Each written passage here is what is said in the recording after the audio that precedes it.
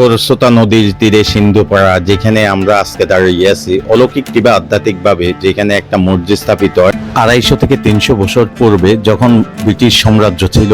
পাগলা বিবি নামের দুই বোন তারা এই মসজিদ স্থাপিত করে। তো বন্ধুরা, আপনারা বুঝতেই পারছেন আমরা আজকে কিশোরগঞ্জের পাগলা মসজিদের আমাদের গন্তব্য। আর কিশোরগঞ্জে হাওর বাহর থেকে শুরু করে নদী নালা, গ্রামের ছোট মিটো পথ, সব সৌন্দর্য আজকে আপনাদের সামনে তুলে ধরবো। কিশোরগঞ্জের পাগলা মসজিদের আসল রহস্য কি, কিভাবে মসজিদ স্থাপিত হয়েছে, সবকিছু আজকের ভিডিওতে থাকছে। টুডে আসলে অ্যাকচুয়ালি আমাদের গন্তব্য হচ্ছে কিশোরগঞ্জ, যেখানে হাওর বাহর, খাল বিল, নদী নালা সবকিছু ভরপুর। আজকে আমরা যাচ্ছি পাগলা মসজিদ, মানে পাগলা মসজিদের আসল ইতিহাসগুলো আপনাদের সামনে তুলে ধরার জন্য, এবং পাগলা মসজিদ কিভাবে, কোথা থেকে, কেমনে শুরু হলো, সবকিছু আজকে ভিডিওতে থাকছে। So let's go. আমরা এখন আছি বাংলাদেশের সবচেয়ে বড় স্টেশন, কমলাপুর স্টেশন। এই যে ফাইনালি আসলে 390 টাকা নিল। এই যে আমাদের টিকিটটা 390 টাকা, দুইটা টিকিট আর কি, আমরা দুজন।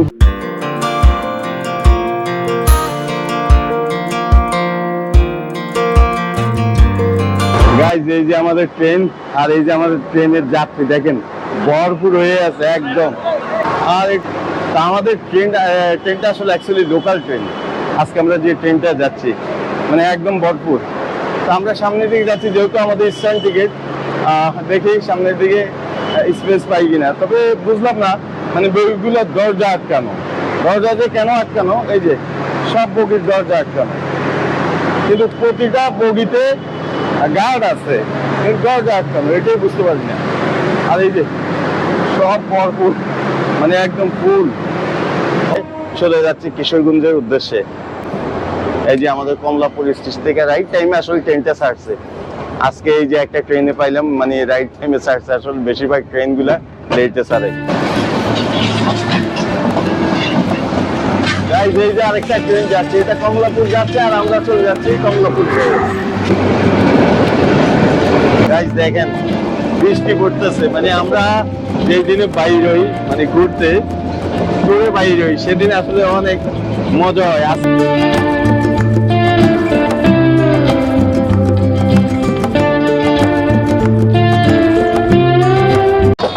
গাইস, আরেকটা ট্রেন আসতেছে দেখেন।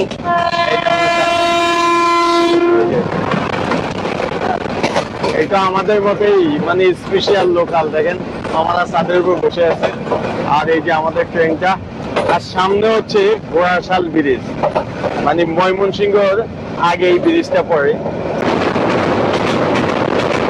আমরা এখন ঘোড়াশাল ব্রিজের উপর দিয়ে চলে যাচ্ছি। আমাদের ট্রেনটা ঘোড়াশাল ব্রিজ বের হয়ে এখন ঘোড়াশাল স্টেশনের উপর দিয়ে চলে যাচ্ছে। তবে এখানে আমাদের ট্রেন দাঁড়ায় না। এই যে সামনে দেখেন, ওই যে ঘোড়াশাল প্ল্যাটফর্ম। 11 সিন্ধু প্রভাতী ট্রেন 737 কিংবা 38 বাংলাদেশ রেলওয়ের অধীনে পরিচালিত ঢাকা থেকে কিশোরগঞ্জ পর্যন্ত চলাচলকারী একটি আন্তনগর ট্রেন।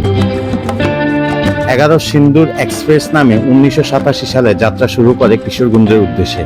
11 সিন্ধু এক্সপ্রেস নামটি চেঞ্জ করে 11 সিন্ধু প্রভাতী হিসেবে যাত্রা শুরু করে 16 মার্চ নতুন নামে যাত্রা শুরু করেন 2002 সালে। নরসিংদীতে এখন দাঁড়িয়েছে। আর এই যে আমাদের ট্রেনটা দেখেন, আর একটু আগে মানে অনেকটা বৃষ্টি হয়েছে। আর এটা হচ্ছে নরসিংদী প্ল্যাটফর্ম, মেইন প্ল্যাটফর্ম আসলে ওই সাইডে, ওইটা হচ্ছে মেইন প্ল্যাটফর্ম। তবে আমরা এই সাইড অনেক, আমাদের সকাল 4:15 ঢাকা কমলাপুর স্টেশন থেকে তখন মাত্র জেগে উঠেছে ট্রেনের হর্ন আর চাকার খটখট শব্দে আমাদের 11 সিন্ধু এক্সপ্রেস প্ল্যাটফর্ম ছাড়লো কমলাপুর স্টেশন থেকে। পিছনে পড়ে রইল যান্ত্রিক ব্যস্ততম ইট বালুর শহর ঢাকা শহর, আর আমাদের সামনে তখন উন্মোচিত হচ্ছে এক টুকরো সবুজ স্বর্গ, যা আমাদের ক্লান্ত মনটাকে নিমেষেই শান্ত করে দিল। শহর পেরোতেই চারপাশে বদলে গেল। আল্লাহর কি অপরূপ সৃষ্টি, মনে হয় কে যেন চারিদিকে সবুজ ঘাসের গালিচা বিছিয়ে রেখেছে। মাঝে মাঝে ট্রেনটি পার হচ্ছিল ছোট বড় খাল বিল আর নদী নালা, আর ঝকঝক করা শব্দের সাথে মনের ভিতরে কেমন আনন্দের ঢেউ খেলে গেল। আমরা এখন দাঁড়িয়ে আছি ট্রেনের ছাদের উপরে, আর সামনে হচ্ছে ভৈরব স্টেশন, মানে নরসিংদীর পরেই কিন্তু ভৈরব। তো ভৈরবে আমাদের ট্রেনটা মোটামুটি 10-15 মিনিট দাঁড়াবে, এরকম অবস্থা। দেখেন পুরো ট্রেনটা কি সুন্দর সাপের মতন দেখা হয়ে গেছে আমাদের ট্রেনটা দেখে। আর সামনের সাইডটা যদি দেখাই, এই যে দেখেন খুবই অসাধারণ লাগতেছে। আর এই মামারা সবাই কিন্তু সাথে উইটা এনজয় করতেছে। এই যে ভৈরব স্টেশন, আমরা অলরেডি আমাদের ট্রেনটা এসে দাঁড়াইছে। এই যে দেখেন ভৈরব বাজার জংশন। এই যে ভৈরব স্টেশনে আমরা এসে দাঁড়াইছি, তবে স্টেশনে অত একটা মানুষ নাই, সামনে হয়তো কিছু মানুষ আছে এরকম ব্যাপার। আর দ্বিতীয় দিক দিয়ে আজকে শুক্রবার, সেই কারণে আসলে মানুষ কম, তেমন একটা বেশি নেই। এই ভৈরব স্টেশন কিন্তু অনেক মানুষ থাকে। এই যে ভৈরব স্টেশন দেখেন।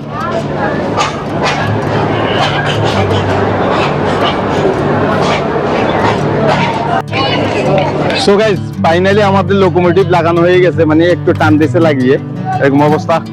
আর ঢাকা থেকে আমতনগর ট্রেন আসছে, ওইদিকে চট্টগ্রাম, নোয়াখালী, তারপর ওইদিকে সিলেট, ওইদিকে চলে গেছে। এই যে চট্টগ্রাম, নোয়াখালী, সিলেটের লাইন ওইটা। আর আমরা কিশোরগঞ্জ, আমরা ঢাকা থেকে আসছি তখন লোকোমোটিভ এই সাইড ছিল, এখন ওই পাশে নিয়ে গেছে, কেননা আমরা কিশোরগঞ্জ যাবো।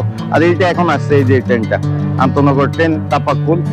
আর আমাদের ট্রেনটা এই মুহূর্তে ছেড়ে দিল, মানে আমরা এখানে 15 মিনিট আসলে ওয়েটিং, এখন আমাদের ট্রেনটা ছেড়ে দিছে। আমরা এখন চলে যাচ্ছি কিশোরগঞ্জ।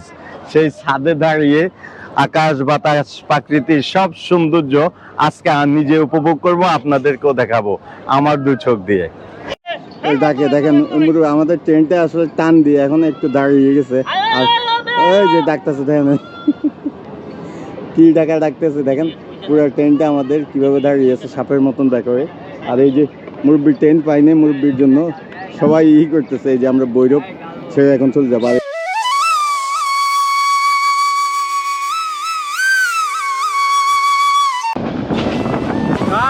আমরা চলে যাচ্ছি ট্রেনের সাথে করে কিশোরগঞ্জ। হাওর বাওর খাল বিলে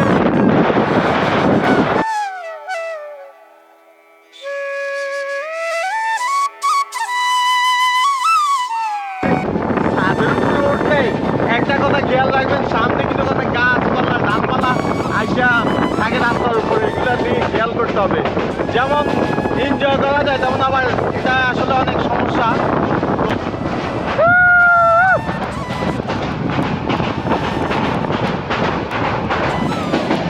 গাইস বহুদিন পরে এই যে সিগন্যাল দেখলাম, সেই ব্রিটিশ আমলের সিগন্যালগুলো দেখেন এখনো বাংলাদেশে আছে। মানে এই কিশোরগঞ্জে আইসা আমি এই সিগন্যালটা এখন দেখলাম, খুবই ভালো লাগলো। অনেক দিন পরে এখন সব ডিজিটাল সিগন্যাল আমাদের দেশে, এরকম ব্যাপারটা আসলে। এই যে কুলিয়াচর আমরা ছেড়ে চলে যাচ্ছি, আমাদের ট্রেনটা অলরেডি ছেড়ে দিচ্ছে। আর দেখেন গ্রাম অঞ্চলে মানুষ খাতা বিছিয়ে রাখছে, ধুয়ে একদম রাস্তার পাশে, ওই যে আরো কাপড় চোপড় ধুইতেছে। এটাই হচ্ছে একটি গ্রামের সৌন্দর্য। এই যে দেখেন শেষ মাথায়, এই যে আমার পিছে আর কিছু নাই। এইখান দিয়ে ঢাকা থেকে আসার সময় ভৈরব পর্যন্ত এইখানে আমার ট্রেনের লোকোমোটিভটা ছিল, এখন লোকোমোটিভটা ওইখানে চলে গেছে। হাই মামা হাই। গ্রামের মানুষ গরুকে গোসল করাচ্ছে, খাতা ধুইতেছে।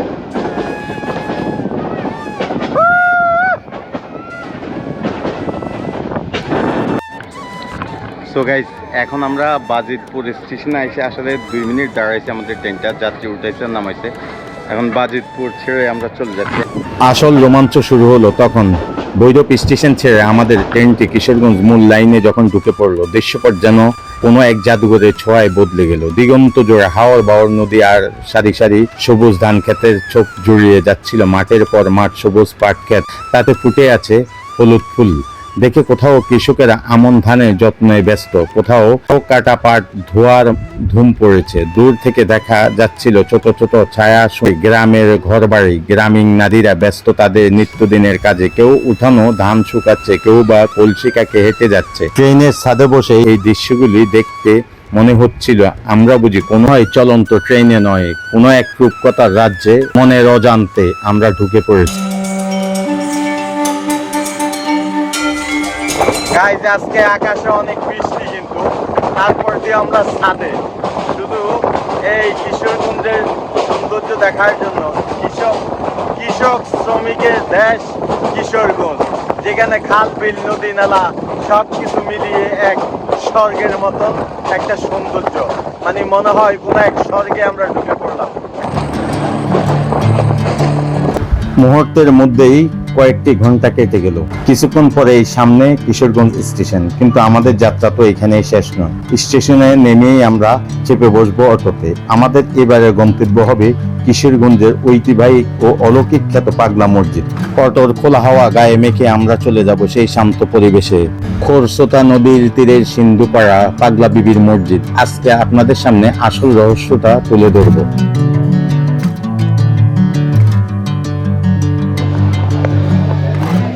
সো গাইস, আমরা এখন কিশোরগঞ্জ রেল স্টেশনে দাঁড়ানো আছে। আর এই যে কিশোরগঞ্জের প্ল্যাটফর্ম, আর এই যে এটা হচ্ছে আমাদের ট্রেন। আর ট্রেনে করে আসছি, তবে আমি ছাদের উপরে ছিলাম মানে বাইরের দৃশ্যগুলো দেখার জন্য, এরকম ব্যাপার। আর এই যে কিশোরগঞ্জ রেল স্টেশনে আসলে সবাই নেমে গেছে। আমরা যারাই আসছি ঢাকা থেকে কিংবা বাইরে থেকে সবাই এখানে নেমে গেছে। দেখেন পুরো ট্রেন খালি, ট্রেনে এখন আর কোনো মানুষ নেই। এখন ইঞ্জিনটা ওই পাশ থেকে এই পাশে নিয়ে আসা, 1 ঘন্টা পরে এইটা আবার ঢাকার উদ্দেশ্যে ছেড়ে যাবে, এরকম ব্যাপার।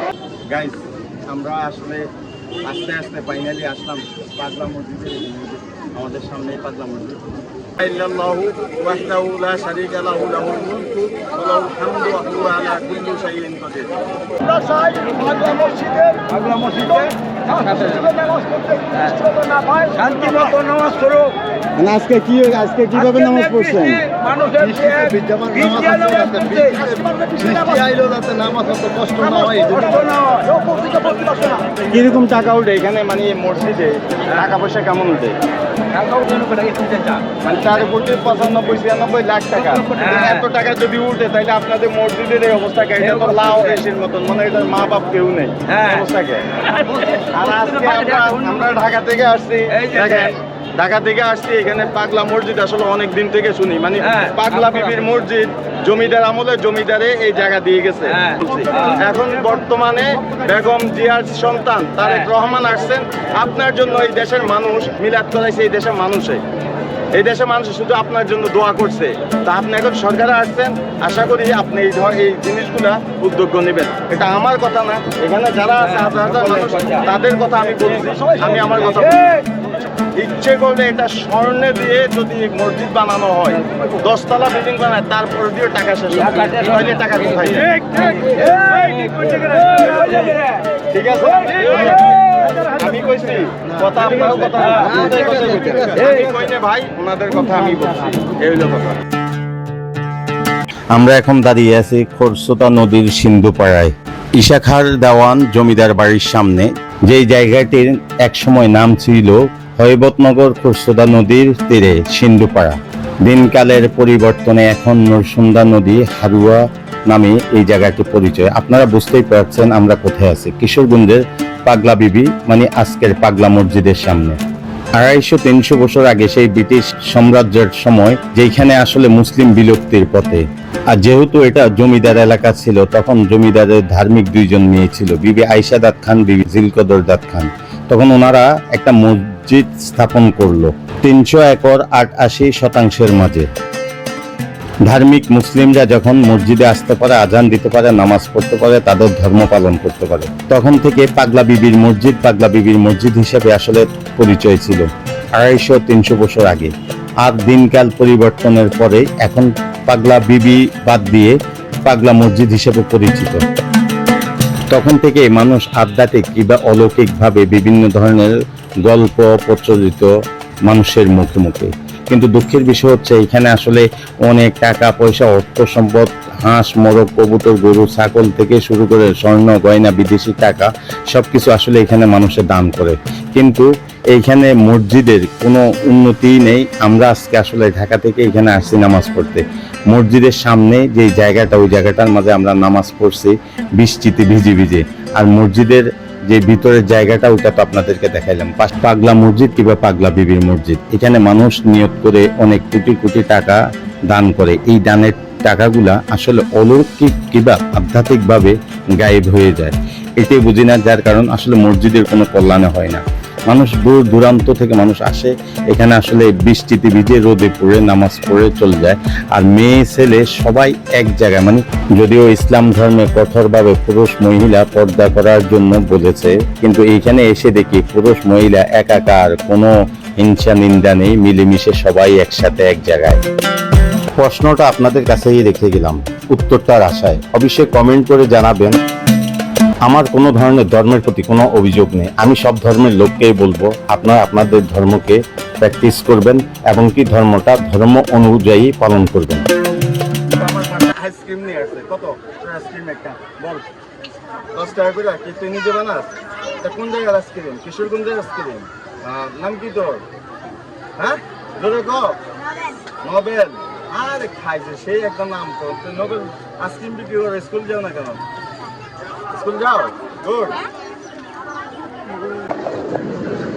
এই যে দাম বাক্সগুলা, এই যে এগুলা আসলে এগুলো ভরপুর হয়ে গেছে, আর এটার মধ্যে এখন টাকা ঢালতেছে, মানে মানুষ টাকা ঢালতেছে, আর এইটা দিয়ে মানে টাকা যদি উপরে উঠে যায় মানে এটা দিয়ে ধাক্কা দিয়ে নিচে নামিয়ে দেয়।